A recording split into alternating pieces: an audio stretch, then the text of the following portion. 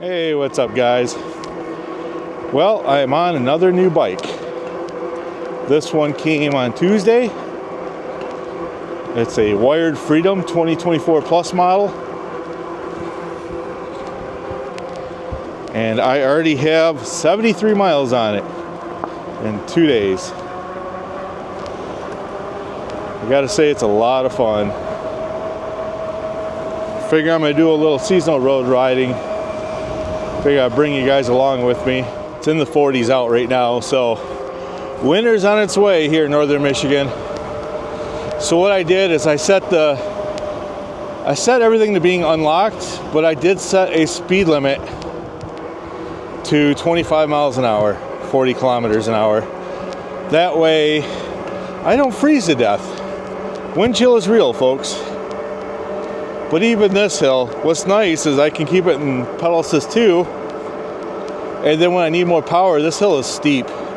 I could just give it a little throttle and it actually bumps up the power. You can see I'm doing a really good job on this hill, maintaining close to that 25 miles an hour. And this thing just chugs.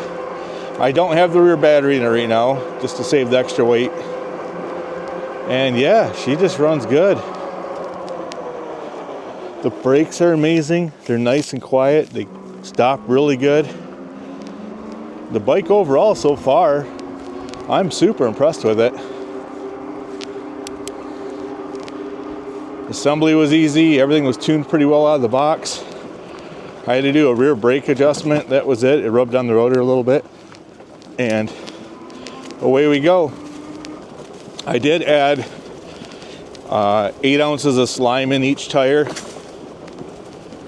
Other than that, it's how she came.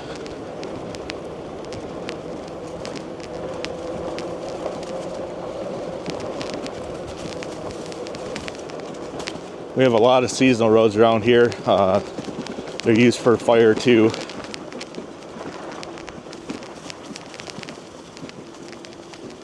This is the main reason I bought this bike. This is a pretty steep hill I'm working my way down. And I could go down it on the GoTrax Tundra, but I couldn't make it up. I tried it a few times and it didn't have the power to do it. And this hill, I've already rode it once, coming the other direction, and I buzzed right up the hill like it wasn't anything. It's perfect.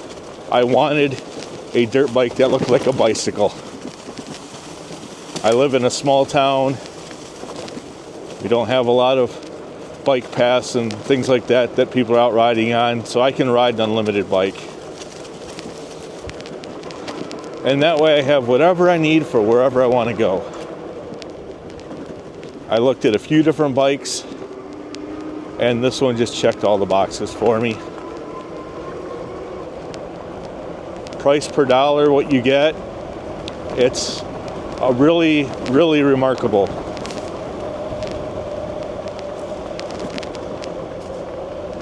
I can't complain at all so far.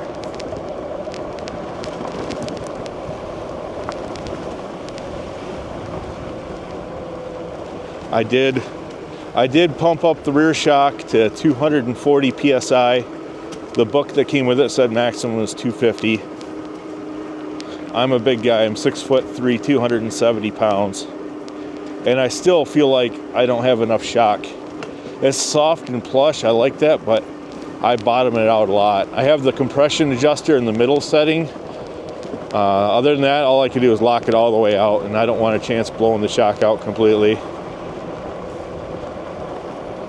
But it rides on roads like this and on pavement. It rides really good. That rear suspension is nice. It's a huge improvement. Right now I'm only in assist level 2, and it's pushing 1200 watts, just a little under. But I like that on this bike you can tell it to have the throttle be open all the time. So if I'm coming to a situation where I need more power than that, all I gotta do is just give it a little throttle, and the throttle will just boost it. So I don't have to sit there and change power settings or anything else. I will say one change though is with this bike having only a cadence sensor, whereas the Tundra had a torque sensor, but it also, when you put it in mode 5 on the Tundra, it would switch to cadence mode, so you could cruise along. This bike, it's cadence all the time, and each power assist level is just a percentage of the overall power. It's different, I'm getting used to it. Slow speed isn't as smooth as it is on the Tundra, but this bike isn't designed to go slow. This bike is designed to get you where you want to go. And for me, that's perfect. Where I live, it's just long, empty roads. Our town has one flashing traffic light, that's it. So I'm not in a busy area where I need fine control of my bike all the time. I need to be able to put down miles. And so far, this bike is perfect at that. It's a lot of fun. See, I just crested 75 miles on this bike already.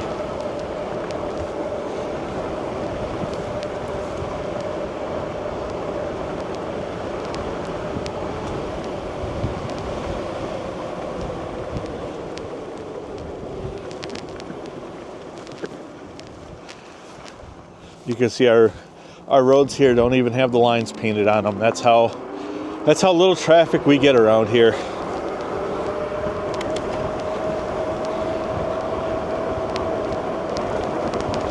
But I found I can run gear 5 or 6 at 25-ish miles an hour and have a comfortable cadence. Right there, the motor just kicked in just a little bit. It's a smooth transition between on and off on the motor. I like that. One other thing that really impressed me too about the bike when I was unboxing it and I pulled out the chargers is that even though they're only 3 amp chargers, they have cooling fans in them, which I really like that because chargers get hot. And especially on this bike when you're charging for a long time because you've got a big 60 volt 20 amp hour battery on the front and then it's a 60 volt 15 amp hour in the rear rack. I'm not running that battery right now. It really changes the way the bike feels and handles. So I'm only putting that in if I really plan on doing some distance. But yeah, nice and smooth on the pavement. That was a decent little hill. I just used the throttle a little bit. I was able to just maintain the speed I wanted to maintain. Now I'm back to just pedaling again. And yeah, nice and comfy. You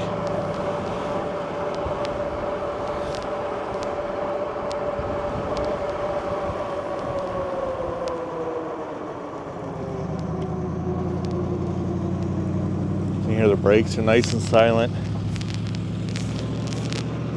The motor's nice and smooth and quiet. I bought that Electric Express 750. I bought one for myself and one for the wife for commuter style bikes, and they're so loud. It sounds horrible. And this is just smooth. It runs really nice. Like I said, I'm fine doing 25 miles an hour. I tried the 20 setting first. The 20 is just a little too slow. 25 feels really comfortable. Like I said, it's a little chilly out, and it really helps with the wind chill, so I don't have to bundle up so bad. But beautiful day today to go for a ride.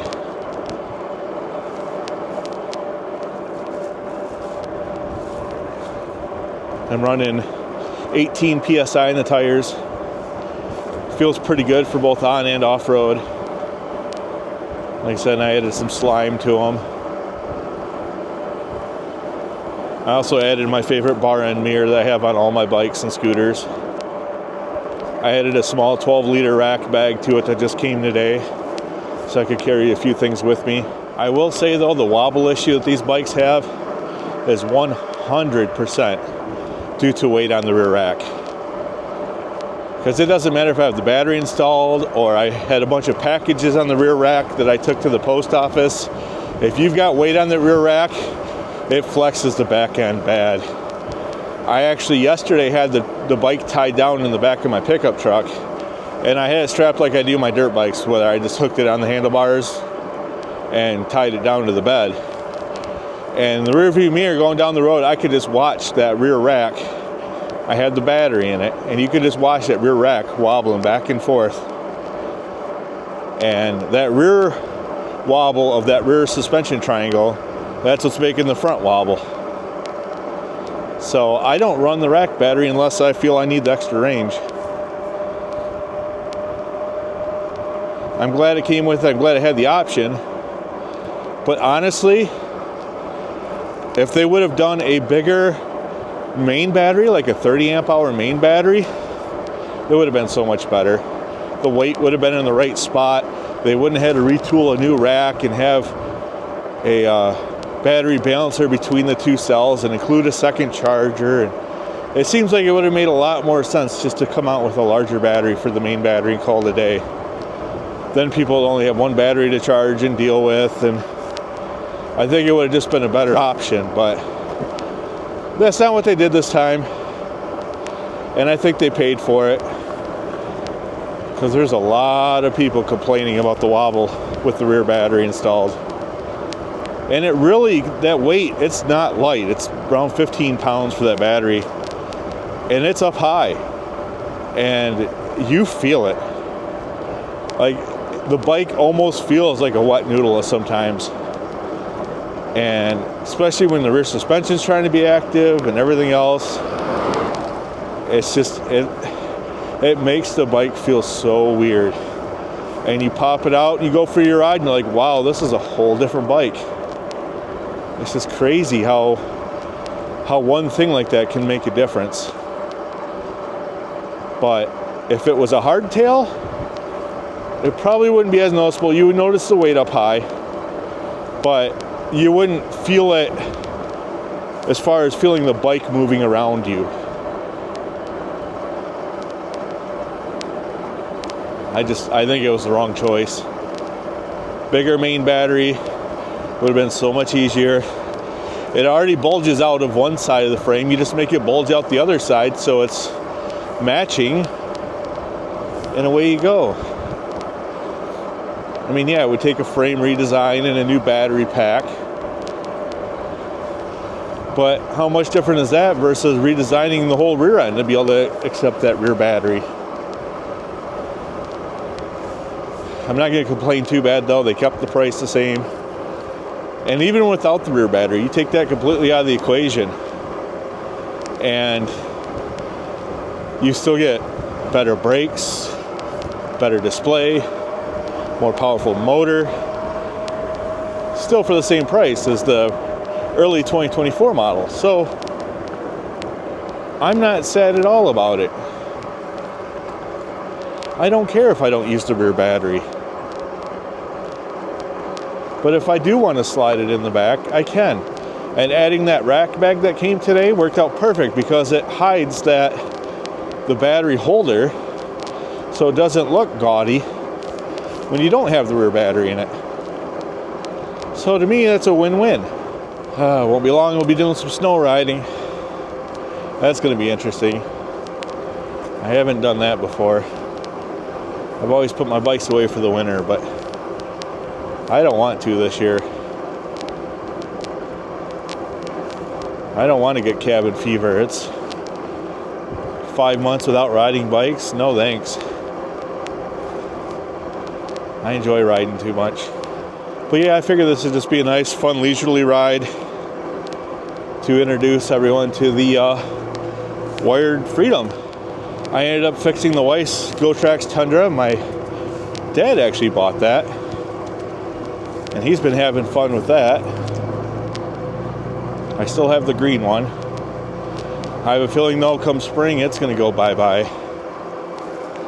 I did buy this bike to replace it. Got a hill, you give it a little throttle. I love that. I gotta say, I'm glad I'm a bigger guy, because you gotta be a big boy to be able to ride this bike. Getting on and off of this, you feel the size of it. I think the cruiser model, the step through, is definitely going to be their big seller. Especially if you're shorter. I got to lay the bike over to 45 degree to be able to get onto it, and that's with a 34-inch inseam to get onto it comfortably. But once I'm on it, I feel really comfortable on it. I don't feel like I'm cramped on it at all. I'm getting used to the BMX style handlebars. I find those to be pretty comfortable. First couple of rides, I kind of got a little arm pump, and I think it's just I'm not used to this riding position. But the more miles I put down, the more that I'm feeling comfortable. And I also noticed that if I have the rear rack battery in, I get more arm pump. And that just tells me it's for me trying to basically combat the wobble. Because any turn, any imperfection, any lean, you just feel like the rear wanting to steer around the front. It's such a weird feeling, it's hard to describe. And they did include a Visco headset in the box.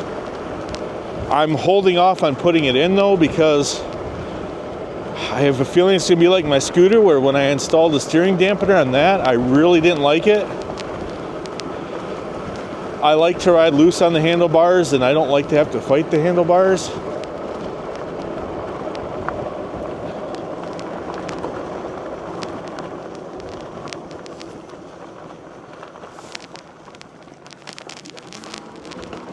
Yeah, lots of traffic out today, huh?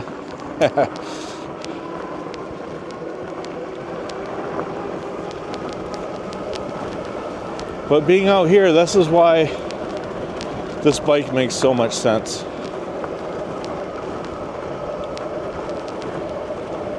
And the first ride I did with it, I had it fully unlocked. I could get up to 43 miles an hour. I mean, this thing hauls, it chooches. But you're not pedaling at those speeds. I mean, you're doing like 150 RPM trying to pedal at those speeds. It just isn't comfortable. And my thing is, I just wanted the power. I wanted to be able to climb the sandy hills and go run the Jeep tracks, and basically, I mean, it's my adventure bike. So I'm fine running 25 miles an hour. Perfectly comfortable. I could bump up to 28 if I wanted, no big deal, but it's just that power. I had so many times I had to hop off my Tundra and run it up hills because it just didn't have the power. Even being in low gear, standing on the pedals, I couldn't make a lot of the hills. And I'm not doing anything real crazy, but a lot of it is my size and weight. I get that.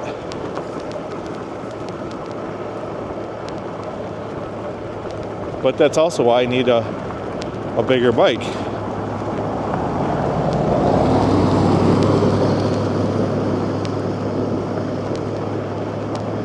Man, I forgot how ugly those old Toyotas are with the flare side or step side boxes, whatever you want to call them, with the goofy looking tail lights. I haven't seen one of those in a hot minute.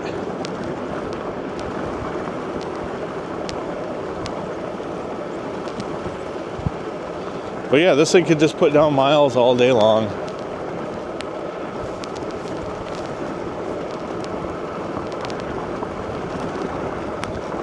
Put out 1,300 watts. It's a slight hill up here. And it just chooches along.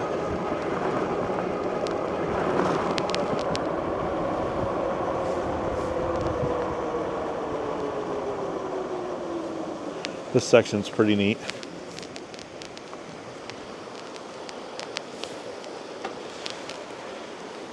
The river actually crosses the road there.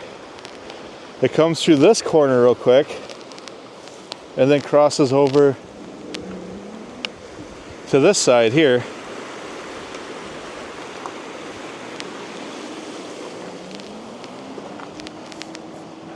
I love living on the river.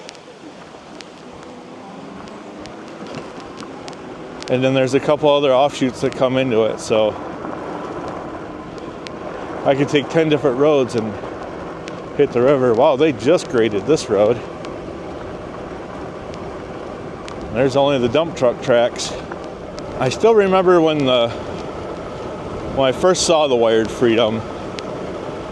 It was on Brian's channel, Citizen Cycle, and it was right when he had the first one, and it still was called Wicked. And he's talking about how they just changed the name to Wired, and then all the branding was going to change. But ever since then, I'd always wanted one. I don't know why I spent so long pondering over it instead of just buying one. But I'm kind of glad I did, because the model they sell now has so many improvements over the original. It's just amazing what you get for the money, I will say that.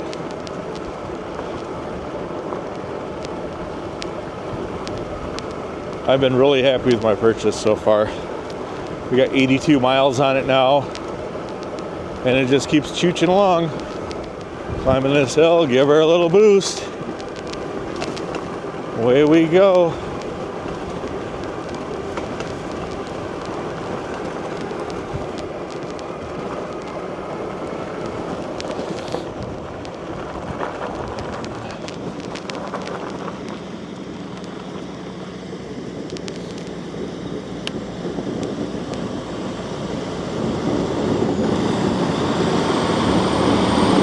Thank you. I'm glad they take really good care of our roads around here. Even though they don't see much traffic, they still do a good job of keeping stuff graded.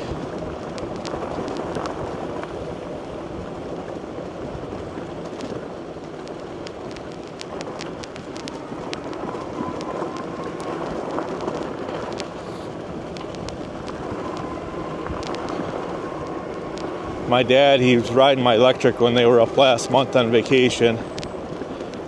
My Express 750, and we just got back from riding the fat tire bikes, and he wanted to try that one, and he wanted to come and ride this road, and the road was in pretty good shape, but that bike has got street tires on it, and he just got a little aggressive going around one of the corners. I mean, he grew up as a dirt biker, rode dirt bikes up until about 5 years ago, and it was right here.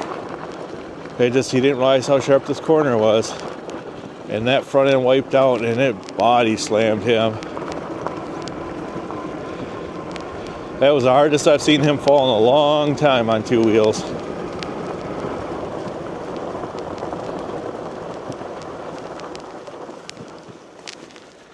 He was bruised up for days on that.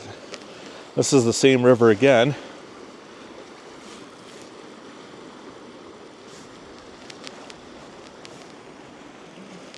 It comes from over on this side here. And the water is crystal clear. You can see any little fish or rocks or anything else down in the river. It's actually a natural spring fed. It stays 45 degrees year round. So in the winter time, it's really neat because it doesn't freeze over. And then you'll get the trees will all have the snow on them and stuff. It's beautiful. I'm looking forward to riding that in the winter and showing you guys. But I like how seamless this is between the throttle and the pedal assist. Because the cadence sensor isn't a high magnet count, it's just a standard cadence sensor. So you kind of have to turn the pedals, especially if you're in a higher gear, quite a ways before it kicks on. And ooh, let's take this way. I've gotten into the habit of just using the throttle to get rolling. And then boom, you're on pedal assist.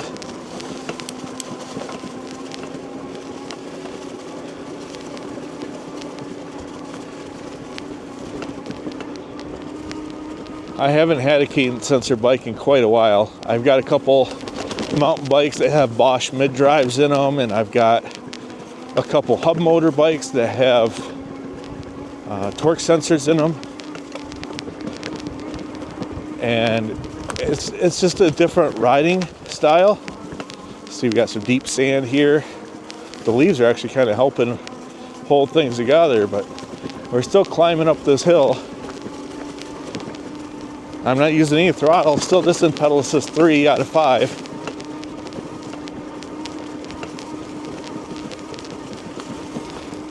Looks like we're pushing 1600 watts. I'm in gear 3. I'm not really helping a whole lot. It's such a big front chainring on this bike, you're not putting down a lot of power. But I still get to get my pedaling in. I like to pedal. Now this is all just uphill, winding up the side of this, I guess you could call it a mini mountain.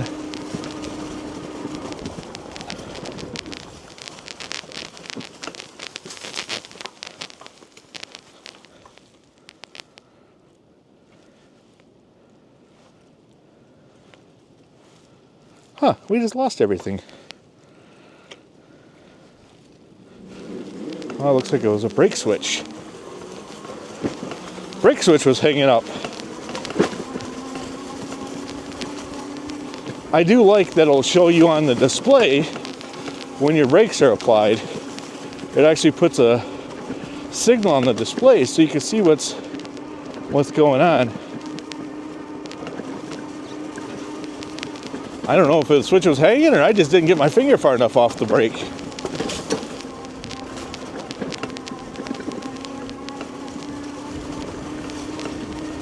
But regardless, luckily I just saw that sensor was lit. Ooh, definitely sandy here. The Freedom doesn't care. I've climbed this on my Tundra. I was standing on the pedal to make it up the hill.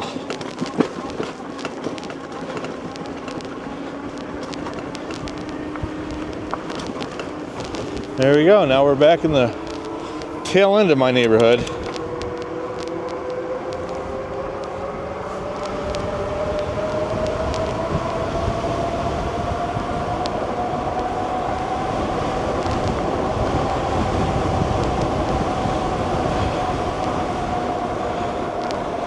Looks like after that long sandy climb, motor temp hit 271, but it's going down now, down to 264. I like that it does show the motor temperature, and it shows you on the display if you're using pedal assist or using throttle. I mean, they give you a lot of information. Like now I just switched over showing that it's using the throttle. We're putting 2800 watts into it, climbing this hill.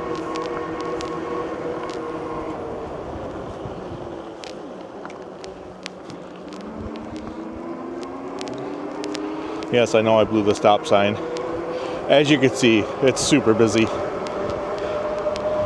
for the 3 houses that are back in here.